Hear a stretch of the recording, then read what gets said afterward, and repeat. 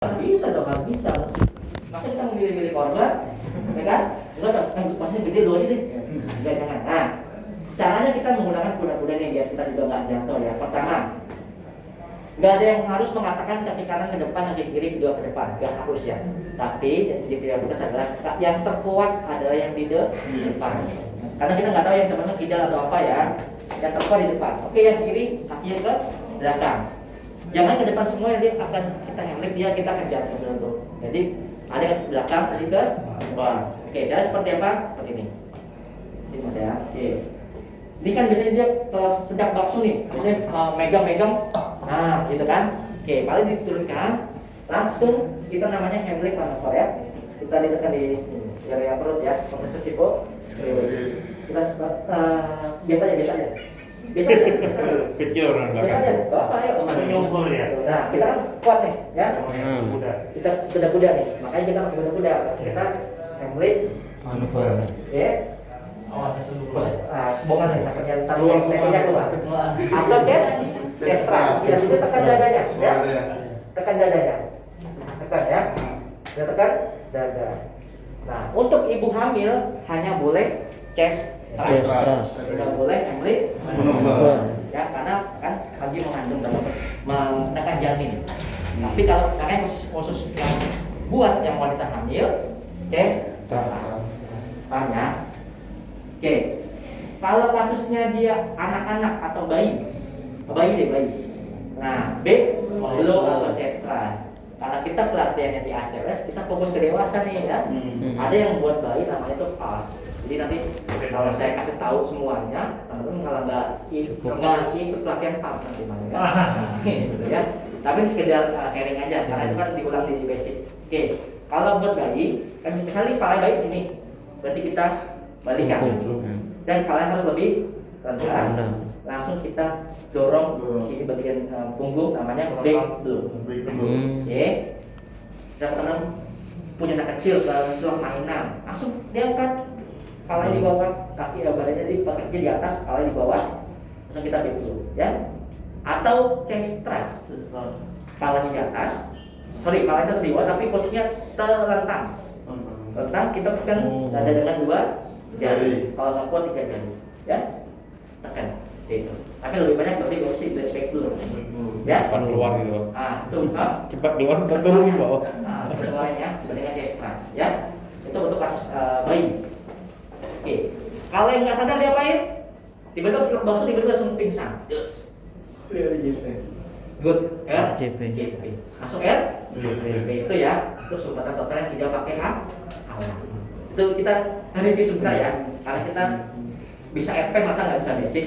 Kita bertanya, udah kalian apa? ACLS, sumbatan tuh ada keselak bakso, kita mau ngapain tuh? Bingung tuh. Jadi kita tahu ya, handling manuver dan chest thrust. Untuk ibu hamil, Chest untuk bayi, back blow dan Back chest blow thrust. dan chest Untuk pasien yang tidak sadar, RJP. ya, semua di RJP. RJP. Oke, good. Lanjutnya, masih di total. Kalau pakai alat, kita mau menggunakan apa? Manggil forceps. Lagi di rumah sakit, tiba-tiba teman pasang opalnya kecilan, tiba-tiba ketelan tuh. Nah, ya kan? Bisa aja dong. Ya, bisa aja. Ada masa pasiennya suruh bangun, suruh handling, ya enggak? Suruh chest thrust itu nggak mungkin kan? Nah, menggunakan alat. Oke, sekarang sudah tidak diperbolehkan lagi namanya finger swab, ya. Nah, bukan swab antigen, bukan ya. Finger swab. Ya, dulu kan boleh kita menggunakan cross finger, kita ambil pakai tangan, itu nggak boleh sekarang ya. Karena kenapa? Karena takut mendorong malah masuk ke dalam. Nah, kita menggunakan namanya margil forceps ya. Kita bisa cross finger, kita ambil. Misalnya keselak opa atau ke cowok atau kadal bunglon gini ya, buaya darat gitu ya. Kita ambil ya. Jadi kalau alat kita kan menggunakan margil forceps. Oke Pak, tangannya nggak gigit Pak, sakit tangan kita dong. Ya nggak? Sakit ya, ada yang tangan digigit. kita. Nah, sakit bisa menggunakan mode gate. Jadi mode gate ini untuk kasus-kasus yang pasiennya gigit ya, tapi dia sudah nahan buat nahan aja. Jadi fungsinya nahan. Tangan kita misalnya takut kegigit nih, tangan kita takut kegigit atau rabies tangannya kan, takut rabies digigit tangan kita kan, nah nggak bisa ambil. Jadi hanya sebagai Ini tadi apa nama? apa? Mortgage. Mortgage. Oke, kita ambil seret, kita ambil, kita makan dulu. Enak. Cocok sambal. Ya, itu kesempatan total ya. Jadi kalau tidak alat dan seperti itu, kalau alat mana panggil konsep. Oke, kalau sumbernya total edit, total itu yang apa sih ya? Total itu yang benda asing ya. Nah, misalnya benda asing deh pokoknya, benda asing yang di luar dari tubuh itu kita sumber total, kita makan jadi gunakan seperti yang tadi saya jelaskan ya. Oke, sampai sini paham? Nah, kita harus ulang basicnya dulu nih ya soalnya. Ulang basicnya dulu karena kalau basicnya nggak bisa sulit nanti. Oke, sekarang sumbatan parsial. Oke, sumbatan parsial itu ada 3. Gargling, Snoring. rolling. Oke, 3 ya. Kita bahas semua yang nggak ada alat dan pakai alat. Oke, kita bahas dulu yang pertama adalah snoring. Snoring. Snoring kalau tidak ada alat, kita mau ngapain? Jauh terus. Yang nggak ada trauma? Headcliff. Oke. Kalau yang tidak ada trauma, pasiennya dia snoring, kita headcliff. Tidak ada trauma. Dikatakan tidak ada trauma yang apa? Tidak ada tanda fraktur cervical. Contohnya masih ingatnya di basic tuh pelajarannya. Ada jejak di atas Masalah luka, good. multiple trauma, Multiple trauma, good. kemudian ada biomekanik. Biomekaniknya dia. Tapi kejadiannya dia kayak cium truk, ya udah kita curiga aja dia fraktur cervical. Kecuali kalau dia jatuhnya coba sekedar dari mana? Dari pohon tongki apa? Ada.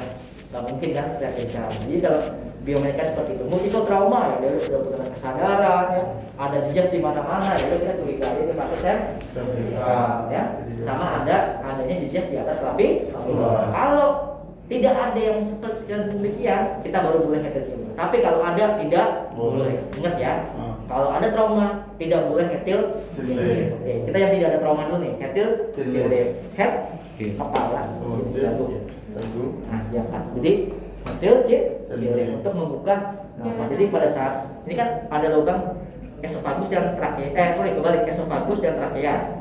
Jadi dia untuk menutup esofagusnya dan membuka trakea. Itu tujuannya.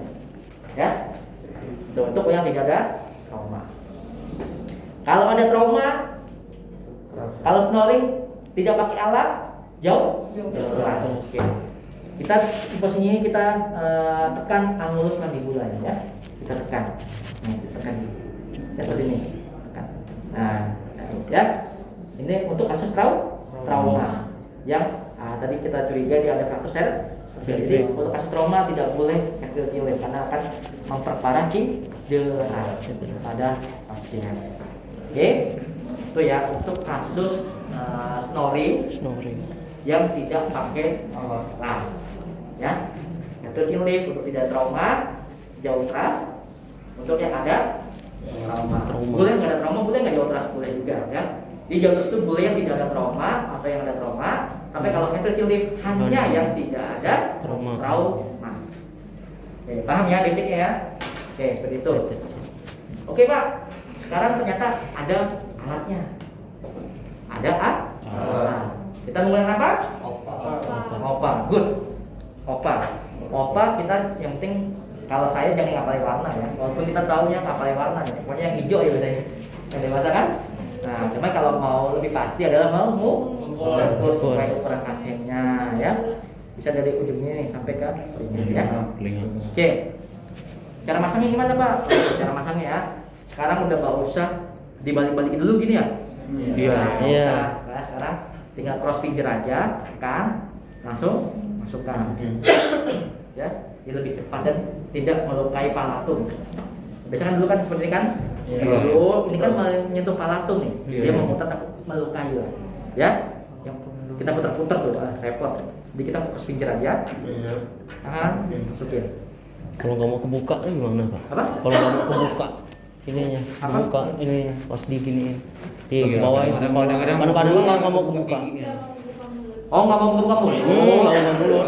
saya dengernya luka. Buka mulut. Nggak mau buka mulut. Ya kita Hmm. bisa minta bantuan pakai tong Spatel. spatel. Spatel. Nah, pakai Colgate tadi ide juga bisa. Hmm. Ya. Bisa. Yang penting yang perlu digarisbawahi, teman pada saat pengkajian di awal yang terjadi di EGD ini untuk memudahkan perawat yang di ruangan atau yang di atas, kalau ada gigi palsu langsung copot ya. Karena dia menyusahkan kita kalau mau misalnya pasang intubasi ya, gigi palsunya malah copot malah masuk repot ya. Apalagi kalau gigi palsunya yang mahal tuh ya, emas tuh bahaya, nanti kita suruh ganti lagi ya. Ini biasanya gede ya. Di utang air. Jadi kalau emang nggak mau buka kita bisa pak pakai tong spatel juga Pakai tong bisa, spatel. pakai Colgate juga bisa ya. Kalau emang tangan kita nggak kuat ya. Takut lebih. Oke, ternyata pada saat kita pasang opak, dia gerak-gerak nih, mau diapain? Coba nggak nonton Fiksasi. fiksasi. Yakin semua ini fiksasi jawabannya? Nah, good. Nah, makanya kebanyakan kita fiksasi, padahal tidak boleh. Karena saat pasang opak sebenarnya ada ya untuk pasien yang tidak ada gam refleks. Ya, tidak ada refleksnya. Kalau ada refleksnya berarti bukan pakai opak, jangan malah di plaster. Bisa di plaster ya? Iya. Kebiasaan di lapangan. Kebiasaan lapangan. Ya, makanya latihan. Itu basic ya. Kalau ternyata dia masih gerak keras atau ternyata masih snoring, masih ngorok, ya berarti kita tidak cocok kita pakai opak. Kita Pakai NP. lepas, lepasnya di sini aja ya. Oh. Langsung kita ganti NPA. NPA. NPA karena mengukur berarti karena dia naso. Naso. Berarti dari Hidung. ya, dari hidung. Kita sampai paling ke gedean ya, harusnya kecil ya. Ke gedean. Harusnya sampai di sini. Ya. Oke. Jangan lupa dikasih Jelly. tapi awas ya, hati-hati kontraindikasinya kalau ada polip yang ada namanya fraktur basis kranii, itu nggak boleh. Masih ingat nggak fraktur basis kranii di basic? Pertama rakun, mantap pak. Ada. Kedua betul sel. Ini nih. Jadi terus apa lagi? Otore berarti dari telinga cairan ya cairan di otak itu. Cerebrospinalnya. Terus di hidung Ritore, oke, cairan dari hidung ke keluar. Nah, kalau ada tanda-tanda fraktur basis kranii itu kontraindikasi pasang NPA, ya. Oke, seandainya nggak ada, ya kita bisa pakai NPA masih. Oke, cara mengukurnya tadi udah tuh. Oke, langsung kita kasih JB. Nah, pasangnya kita dahulukan hidungnya ke kanan karena posisi anatomisnya dia lebih landai dibandingin yang kiri. Makanya kita kalau pasang NGT itu lebih mudah yang kanan dibandingin yang kiri ya. Kiri Bukan berarti yang kiri banyak upil ya, bukan. Tapi posisinya dia anatomisnya lebih landai, lebih gampang pada saat di sebelah kanan ya. Nah, masangnya seperti apa? Masangnya teknik aja ya. Teknik aja ini cuman biar nggak pasiennya nggak sakit aja. Soalnya nggak sakit sih, ini kan karena karet juga ya. Cuma biar enak. Ini yang lancip ini di sini nih. Jadi bukan seperti ini takut nusuk tuh. Nah, nusuk. Tapi kita di bagian oke. Kalau yang kanan dia langsung aja kita masukkan ya. Ini serat karena nggak pakai jelly ya. Langsung pakai Ini gel. Enak banget. enak. Karena memang kalau nggak licin kan suka nggak enak masuk kan. Iya. Ketawa sih kan? Nggak paham. Hah? Atau nggak paham? Ya. Coba. Sampai mentok. Iya. Lecet. Pakai jelly ya. Lecet. Ukurnya juga gede nih. Free memory. Tapi sampai mentok. Sampai mentok, Pak. Iya. Makanya dia ada ukurannya. Kalau udah sesuai ukuran mah sampai mentok. Mentok. Makanya mentok. Tapi kalau nggak ada ukuran kita tadi tuh lebih nih, makanya dia nggak bisa masuk full karena dia kelebihan. Karena posisinya udah pasti pas. Kalau keluar darah gimana tuh, Pak? Dari NPA-nya, Pak. Keluar darah Observasi aja palingan dilepas. lepas. Tapi biasanya dia terluka tuh biasanya. Iya pasti. Biasanya terluka. Misalnya makanya dikaji ada polip atau enggak. Biasanya emang kalau ada polip bisa luka. Saksin perlu nggak, Pak? Awal ya. Awal ya. Tapi observasi kalau darah semakin banyak dibuka. Hmm. Awal ya harus ya. Karena darah juga bisa nyumbatin kan. Ternyata masih snoring. Mau ngapain? Pasang NPA masih snoring. Mau diapain? Hah? Bukan, success itu garis dulu. Garis dulu. Ini kita ngomongin snoring dulu, belum di garis dulu. PTT itu masuk. Nah, PTT. berarti udah nggak cocok pakai RPA. Berarti kita pakai PTT. PTT. Langsung itu Intubasi. ternyata PTT-nya kosong. LM. Good, LM dulu ya. Jadi tahapannya seperti itu. Jadi OPA, adegan refleks atau ternyata dia masih snoring, ganti NPA. Tidak ada. NPA masih. PTT. Kalau ada atau ternyata masih snoring, kita bisa langsung intubasi. Intubasinya nggak ada Pak, sementara pakai L. Nah, sambil cari tuh intubasinya ya. Karena dengan LM dia nggak boleh terlalu lama juga kan. Tapi lebih baik daripada baby. Oke, itu untuk kasus Snoring. Nanti kita boleh intubasi di akhir aja kita prakteknya ya. Nanti tahapannya tahu, satunya tahu. Langkah-langkahnya. Oke, yang kedua adalah gargling. Oke, gargling. Tidak pakai alat. Dia seperti suara cairan. Tidak pakai alat dan tidak ada trauma servikal. Kita mau ngapain? Miringkan. Tidak ada trauma. Gampang. Supaya cairannya bisa keluar. Ya, keluar dengan sendirinya tanpa dia tidak pakai aspirasi. Oke. Ternyata ada trauma. Lock roll. Oke, lock roll. Tangan kita seperti ini, kontrol servikal. Langsung kita miringkan. Nah, miringkan juga ada tekniknya. Mau kanan apa yang ke kiri? Tergantung lukanya. Kalau ternyata dia ada jejas di dada sebelah kanan, jadi kita mau miring kemana? Kiri. Tapi kirinya ada fraktur. Itu mau miring kanan. Yang kiri itu. Ayo. Coba. Masih mau mana? Kanan. Kanan. Mas ya? Yang kiri. Kiri. Ayo. Kanan. Kanan atau kiri? Kanan. Ada jejas dada sebelah kanan, ada fraktur sebelah kiri. Kanan. Berarti kita miringnya kanan atau kiri nih? Enggak dimiringin. Kiri. Yang kanan jawab. Enggak dimiringin. Nah, apa? Kiri kanan. Biarin aja. Biarin aja. Prinsipnya gini, RW lebih bahaya daripada breathing. Breathing lebih bahaya daripada sirkulasi. Berarti bahaya yang mana? Breathing. Nah, berarti arahin ke sirkulasi. Jadi kalau ada jejas di sebelah kanan, ada fraktur sebelah kiri, ya kita miringnya ke kiri. Jangan ke kanan. Dan kebalikannya ada jejas sebelah kanan, sebelah kiri, ada fraktur sebelah kanan, berarti kita miring ke kanan. Kecuali kalau ada jejas dua-duanya. Ya udah itu lah, tinggal masalah tinggal.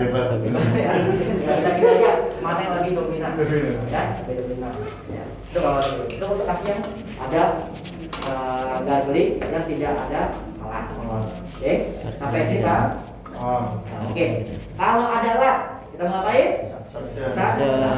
Oke, prinsip taksen apa aja? Ada 3A namanya. Apa? Aseptik, atraumatik, asianotik. Oke, good ya. Oke, kita bahas sama saksen. Oke, saksen ada 2 tuh. Ada yang rigid kateter sama yang soft kateter ya. Nah, kalau pasien-pasien trauma lebih enak pakai rigid kateter. Karena pasien trauma kan ada kecelakaan kebentur kepalanya. Pasti ada jaring-jaringan dong, ada stosel-stosel dong. Nah, menggunakan rigid kateter dia bisa mengambil apa namanya kayak timbalan darahnya, stoselnya, selainnya itu lebih enak pakai rigid kateter ya. Tapi kalau nggak ada Pak ya, kalau nggak ada mau kita gunakan saksen soft ya. Oke, prinsipnya tadi apa? 3A kita bahas. Asianotik. Oke, karena saksen itu dia dapat menghirup oksigen, dapat mengambil oksigen dari pasien. Makanya kita pertama asianotik tidak boleh lebih dari berapa detik? 10. Di teorinya 15? 15. Jadi saksen nggak boleh lebih dari 15 detik. Alasnya dia asianotik Pak, dia dapat mengambil oksigen. Itu jawabannya ya. Oke. Dan Asianotik. sebelum dan sesudah saksen diberikan oksigen. Itu ya. Oke. Apa lagi? Aseptik. Oke, aseptik mau ngapain? Harusnya Steril. karena saya berbicara steril itu harus steril. Tapi banyak teman-temannya bersih. Yang penting ini. Bagusnya saya berbicara bagusnya dulu ya. Aseptik kayak sekali pakai buang. Bagusnya ya. Tapi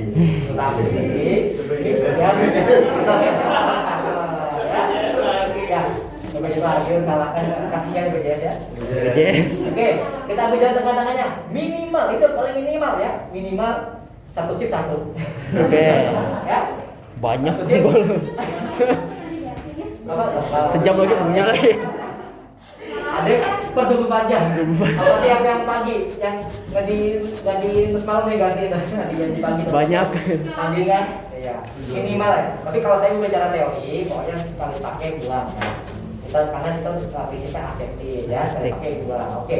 Tapi paling minimal ya satu pasien satu shift lah. Per shift lah satu ya. Jangan sampai Jarang juga. satu kali satu sakit tiap pasien, nah itu nggak boleh ya. Bos. Apalagi corona. Jarang per seminggu baru Di kom ya, ditaruh di kom ya, di airin ya. dimasukin dalam plastik.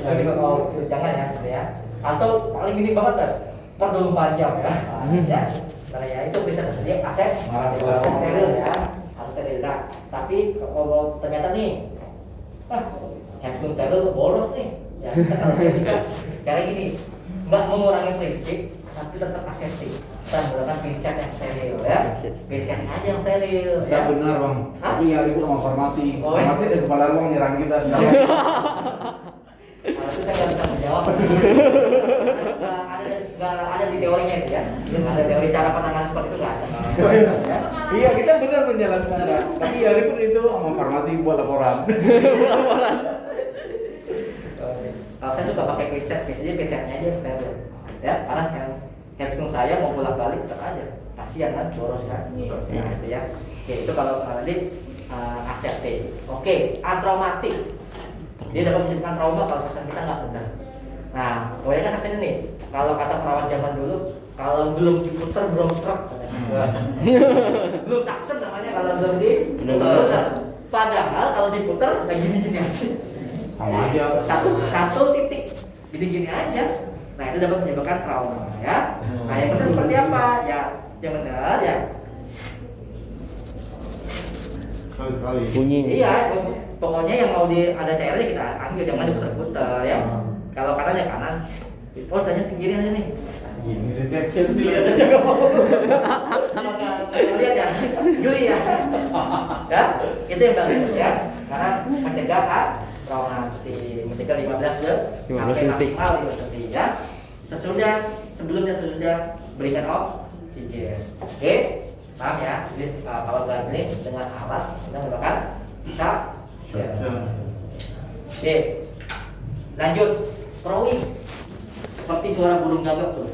Dia biasanya apa? Oh iya, tadi saya belum jelaskan ya. Kalau snoring dia seperti pangkal lidah ya. Ya, tapi kalau gargling dia seperti cairan. Tapi kalau crowing dia seperti trauma inhalasi. Bisa pasien-pasien kebakaran, ya. Pasien kebakaran nih. Gitu. Kayak suara burung untuk. Nah, dia trauma inhalasi tuh biasanya. Nah, itu kita mau apa ya? Nah, itu cuma satu jawabannya adalah definitif RW, yaitu dengan intubasi, ya.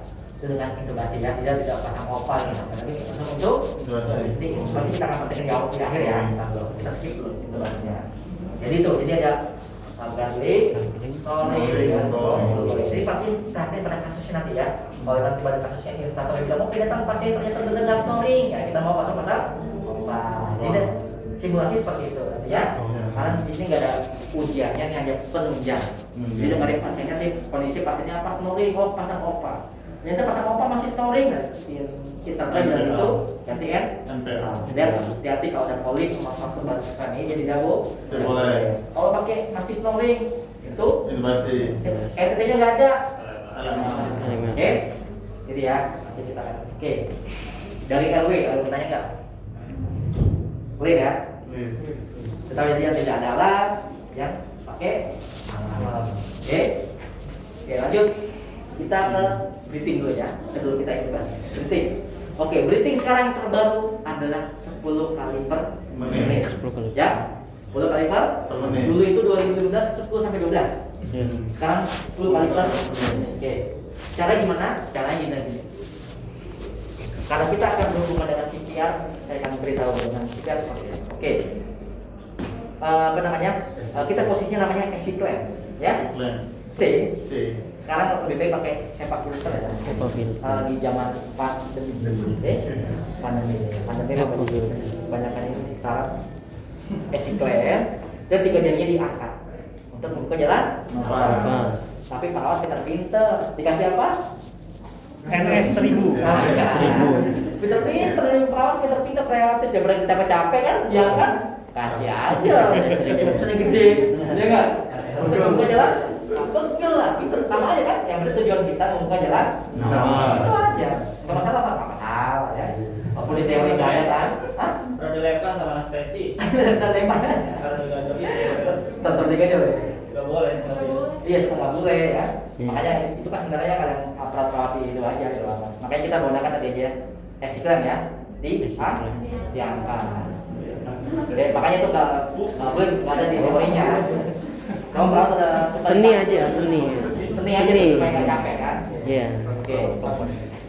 Kita esiklam. Nah kita Esiklam. berikan ini seperti apa Esiklam. nih? Pertama mau ngompanya mau sepertiga, seperempat, mau setengahnya apa mau full? Ngikuti ke volume. Oke, good. Itu tidak. Jadi jawabannya gitu ya. Jawabannya mengikuti tidak volume orang dewasa. Berapa? 6 sampai 8. 500 sampai 600 berarti ya, di teorinya ya. Nah, berarti kalau dikatakan kita ngomongnya berapa ya? Sesuai kalau kita kalau orang dewasa 500 sampai 600 mili. Kalau ini biasanya berapa liter nih? 2 liter atau 2000 mili ya. Berarti logikanya hanya seperempat atau sepertiganya yang esiklam.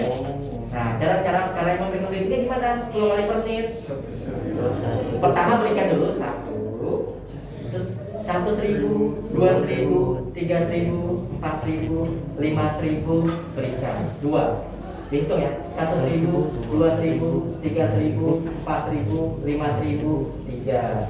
1.000, 2.000, 3.000, 4.000, 5.000, 4. Nah sampai 10 kali per menit. Biasanya selama 2 menit kan.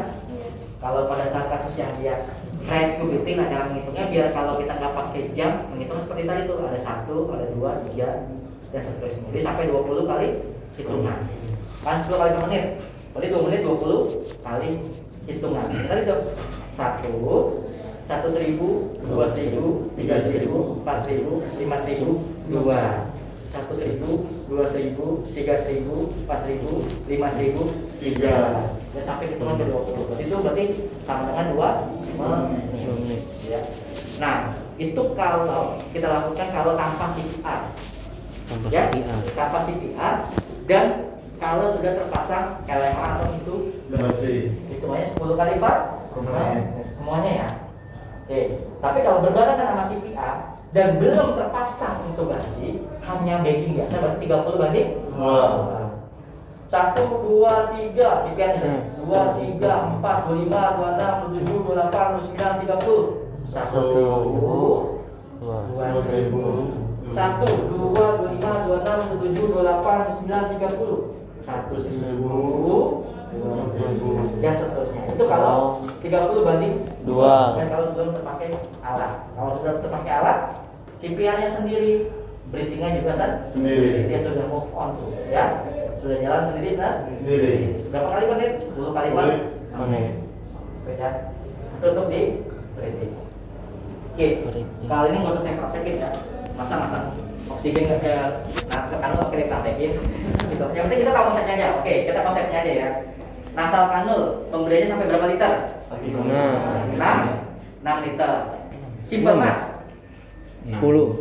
Kebanyakan. 8. 8. Oke, good.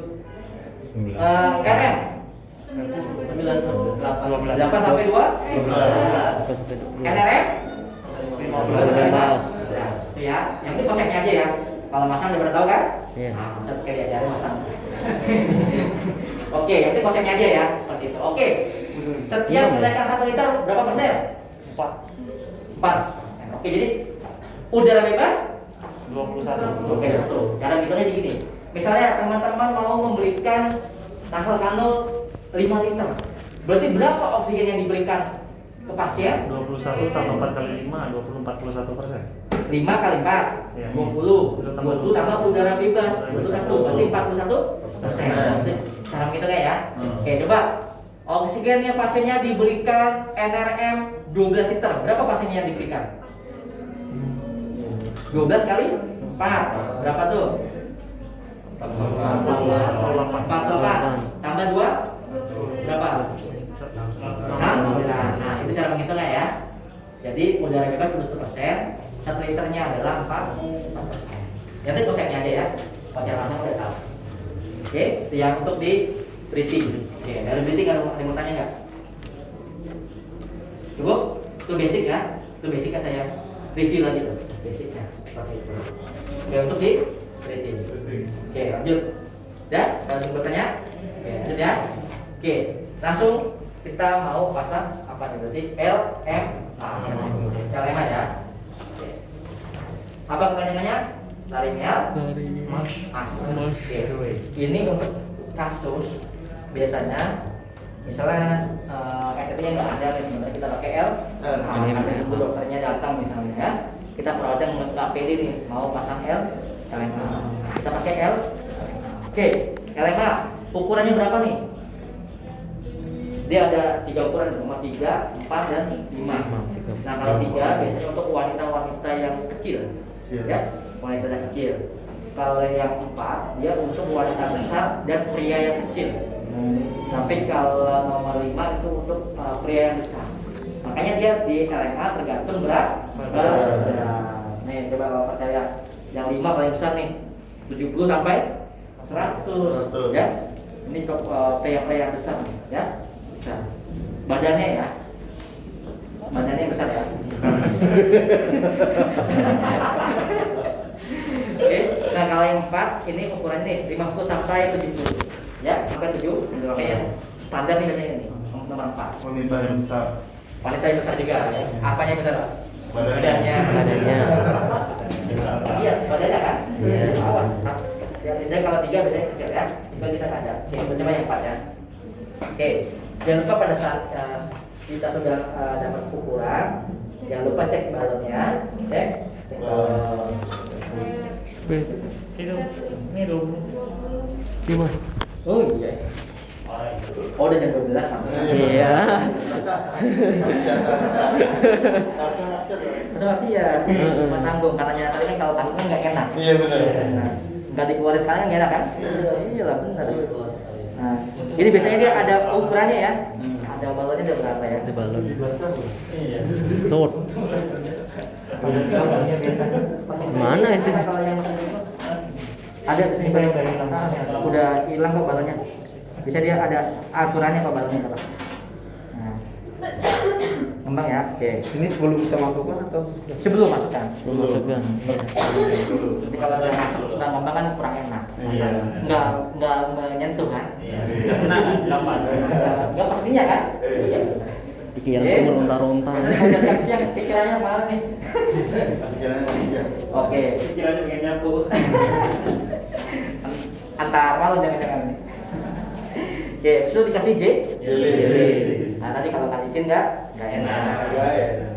Oke. Juga. Cara masuknya pakai teknik aja ya. Maksudnya nggak ada teori yang harus caranya gimana gitu ya. Cuman waktu saya ikut pelatihan di harapan kita, ini seperti ini ya, kunjuk di sini ujung. Karena biar apa? Biar jangan lupa di cross. Pinjat. Kita masukin ya sampai area mentok biasanya sih ya. Nah ini dia langsung kita balonkan, langsung kita bedding. Berapa kali? 10 kali per? Hitungannya kayak tadi ya. 1000. Jadi sekarang 10 kali per menit ya? 1000. Kalau 12, jadi 10 kali per menit yang terbaru ya. Dari AH 2020 yang terbaru adalah 10 kali. Gitu. Oke, itu ternyata itu pasti udah habis, udah datang tuh. Kita keluarin dulu balonnya, baru kita bisa pasang itu. Karena kita mau untuk Oh, kateter masuk dulu, baru balon ya. Kalau ini balon dulu. sebelum kita intubasi, saya jelasin. Iya, balon dulu kan. Baru Iya, dimasukin. pertanyaan saya itu. Oh. Apa? Enggak apa kalau kateter kan, kalau kateter masuk dulu baru balon. Kalau ini masuk dulu baru balon atau? Iya. Nah, Balon masuk dulu, baru masuk. dibalonin. Oh. Iya. Sama kayak kateter. Kateter ETT. Kateter kencing, sama kencing ya. Nih, Ring kateter. sama juga ETT kan masuk dulu baru balon. Oke. Tapi saya juga tahu nih, teman-teman saya juga waktu pelatihan, ada yang katanya dokternya juga lebih senang dibalon dulu, karena biar gampang masuknya kata gitu. Oh. Kalau itu nggak ada satu kemungkinan sih ya, bisa dibalon dulu juga bisa. Karena kita lebih enak kalau udah dibalonin. Itu cukup yang awal sih. Oke. Nah, lalu kita intubasi. Nah, ini saya akan kaitkan ke advance ya. Oke, berarti kardiak arrest. Oke, pasien kardiak arrest.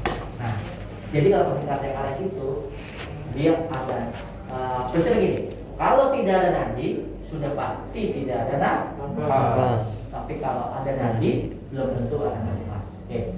Jadi pasien pasti di awal dia tidak ada nafas dulu, walaupun bisa sangat cepat ya, tidak nafas dulu. Nah itu dia kalau sudah tidak nafas, berarti berapa menit kemudian atau kejadian nggak tahu sangat cepat, itu pasti sebentar lagi kan jantungnya sudah akan berhenti. Ya, kenapa? Karena jantung itu berdetak kalau dia ada oksigen. Ini enggak, ya kan? Oksigen itu kan mengalirkan ke seluruh tubuh dan salah satunya adalah ke jantung. Jadi kalau jantungnya nggak dapat oksigen, lama-lama jantungnya berhenti. Nah, kalau sudah berhenti, kita cuma punya waktu 4 sampai 6 menit. Itu angka valid ya, itu ada di akhir. 4 sampai 6 menit. Kita cuma punya waktu dan 4 menit itu pokoknya mengingatnya gini, di bawah 6 menit ya. Di bawah 6 menit itu namanya kita masih mati klinis.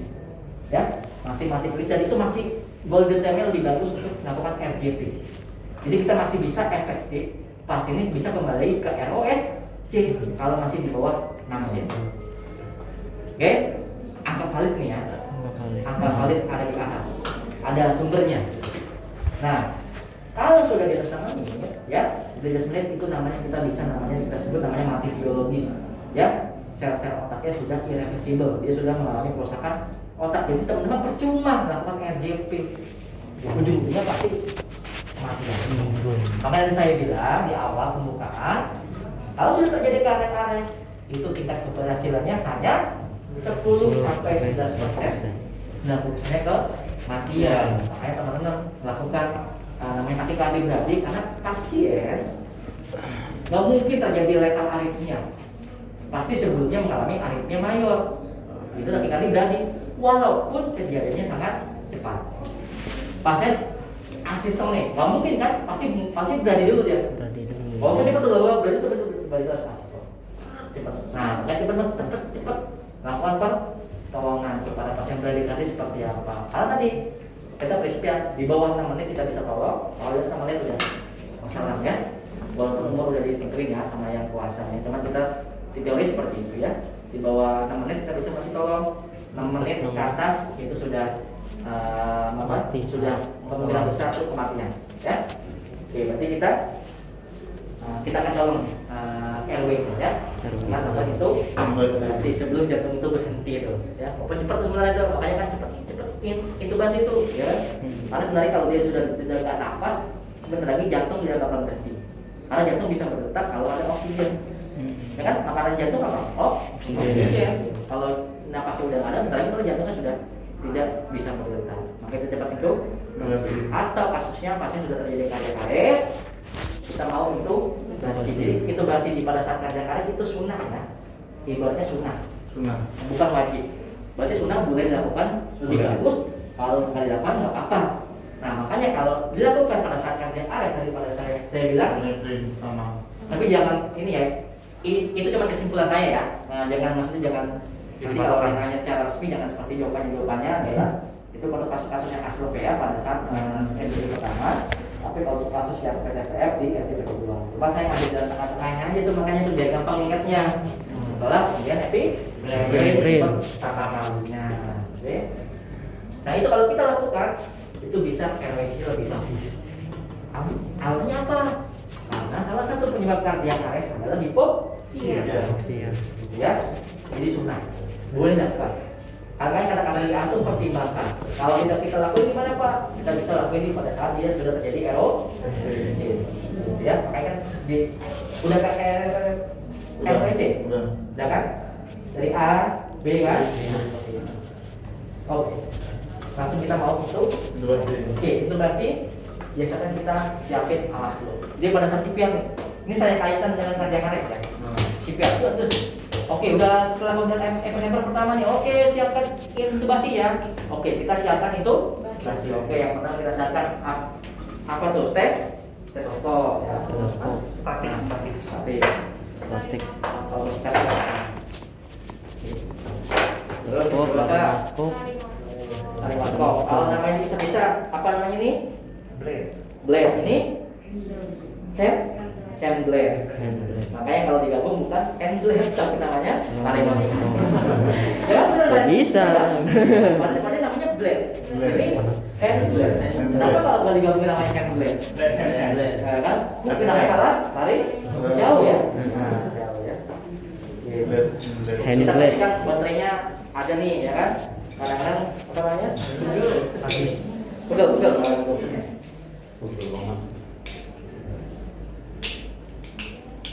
Kebalik.